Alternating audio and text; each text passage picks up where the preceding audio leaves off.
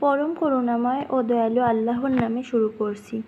সূরা আন-নিসা, বাংলা অর্থ, আয়াত সংখ্যা 165।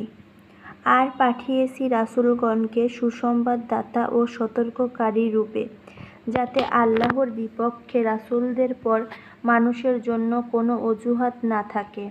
আর আল্লাহ মহাপরাক্রমশালী, প্রজ্ঞাময়। আয়াত সংখ্যা 166। কিন্তু আল্লাহ সাক্ষ্য দিচ্ছেন, যা তোমার নিকট তিনি নাজিল করেছেন তার মাধ্যমে। তিনি তা নাজিল করেছেন নিজ জ্ঞানে এবং ফেরেশতারাও সাক্ষ্য দিচ্ছে। আর আল্লাহই সাক্ষীরূপে যথেষ্ট। আয়াত সংখ্যা 167। নিশ্চয় যারা কুফরি করেছে এবং আল্লাহর পথ থেকে বাধা দিয়েছে, তারা অবশ্যই চূড়ান্তভাবে পথভ্রষ্ট হয়েছে। আয়াত সংখ্যা 168। নিশ্চয় যারা কুফরি করেছে এবং জুলুম করেছে, আল্লাহ তাদেরকে ক্ষমা করবেন না এবং তাদেরকে কোনো পথ দেখাবেন না। আয়াত সংখ্যা 169। জাহান্নামের পথ ছাড়া তারা তাতে স্থায়ী হবে এবং তা আল্লাহর জন্য সহজ। আয়াত সংখ্যা 170। হে মানুষ, অবশ্যই তোমাদের নিকট রাসূল এসেছে তোমাদের রবের পক্ষ থেকে সত্য নিয়ে, সুতরাং তোমরা ঈমান আনো, তা তোমাদের জন্য উত্তম হবে। আর যদি কুফরি করো, তবে নিশ্চয় আসমানসমূহ ও জমিনে যা রয়েছে তা আল্লাহর জন্যই এবং আল্লাহ সর্বজ্ঞ, প্রজ্ঞাময়। আয়াত সংখ্যা 171। হে কিতাবীগণ, তোমরা তোমাদের দ্বীনের মধ্যে বাড়াবাড়ি করো না এবং আল্লাহর ওপর সত্য ছাড়া অন্য কিছু বলো না। মারইয়ামের পুত্র মাসীহ ঈসা কেবলমাত্র আল্লাহর রাসূল ও তার কালিমা, যা তিনি প্রেরণ করেছিলেন মারইয়ামের প্রতি, এবং তার পক্ষ থেকে রূহ।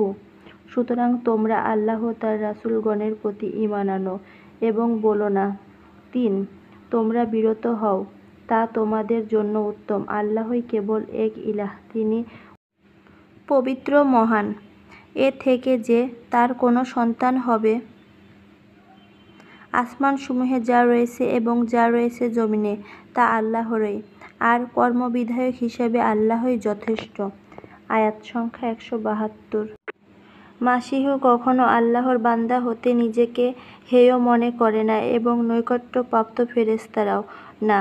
আর যারা তার ইবাদতকে হেয় জ্ঞান করে এবং অহংকার করে, তবে অচিরেই আল্লাহ তাদের সবাইকে তার নিকট সমবেত করবেন। আয়াত সংখ্যা 173। পক্ষান্তরে যারা ঈমান এনেছে এবং সৎ কাজ করেছে, তিনি তাদেরকে তাদের পুরস্কারে পরিপূর্ণ দেবেন এবং তার অনুগ্রহে তাদেরকে বাড়িয়ে দেবেন। আর যারা হেয় জ্ঞান করেছে এবং অহংকার করেছে, তিনি তাদেরকে যন্ত্রণাদায়ক শাস্তি দিবেন এবং তারা তাদের জন্য আল্লাহ ছাড়া কোনো অভিভাবক ও সাহায্যকারী পাবে না। আয়াত সংখ্যা 174। হে মানুষ, তোমাদের রবের পক্ষ থেকে তোমাদের নিকট প্রমাণ এসেছে এবং আমি তোমাদের নিকট স্পষ্ট আলো নাজিল করেছি। আয়াত সংখ্যা 175। অতঃপর যারা আল্লাহর প্রতি ঈমান এনেছে এবং তাকে আঁকড়ে ধরেছে, তিনি অবশ্যই তাদেরকে তার পক্ষ থেকে দয়া ও অনুগ্রহে প্রবেশ করাবেন এবং তার দিকে সরল পথ দেখাবেন। আয়াত সংখ্যা 176। তারা তোমার কাছে সমাধান চায়, বলো, আল্লাহ তোমাদেরকে সমাধান দিচ্ছেন কালানা সম্পর্কে। কোনো ব্যক্তি যদি মারা যায় এমন অবস্থায় যে তার কোনো সন্তান নেই এবং তার কোনো এক বোন রয়েছে, তবে সে যা রেখে গিয়েছে বোনের জন্য তার অর্ধেক। আর সে মহিলা যদি সন্তানহীনা হয়, তবে তার ভাই তার উত্তরাধিকারী হবে।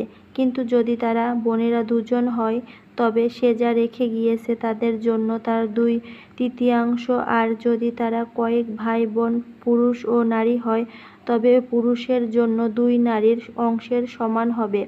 আল্লাহ তোমাদেরকে ব্যাখ্যা দিচ্ছেন যাতে তোমরা পথভ্রষ্ট না হও, এবং আল্লাহ প্রতিটি বিষয় সম্পর্কে সর্বজ্ঞ। যার পিতামাতা জীবিত নেই এবং যে সন্তানহীন, তাকে কালালা বলা হয়।